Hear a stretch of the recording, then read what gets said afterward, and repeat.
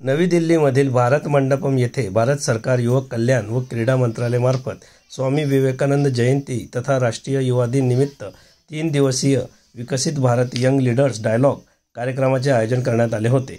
आज शेवटच्या व समारोप दिवशी पंतप्रधान श्री नरेंद्र मोदीजी यांनी सदर कार्यक्रमात देशभरातून आलेल्या हजारो तरुणांशी संवाद साधला। तसेच विकसित भारत घडवण्यासाठी तरुणांच्या नवनवीन कल्पनाही त्यांनी ऐकल्या।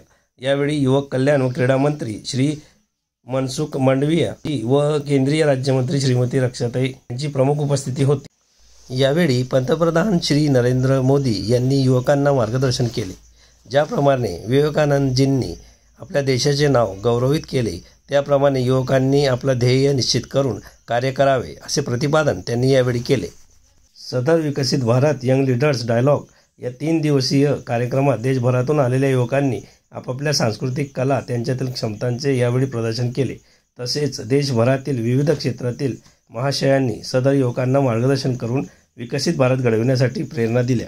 अटल दर्पण न्यूज तर्फे ब्युरो चीफ बंटी खरात।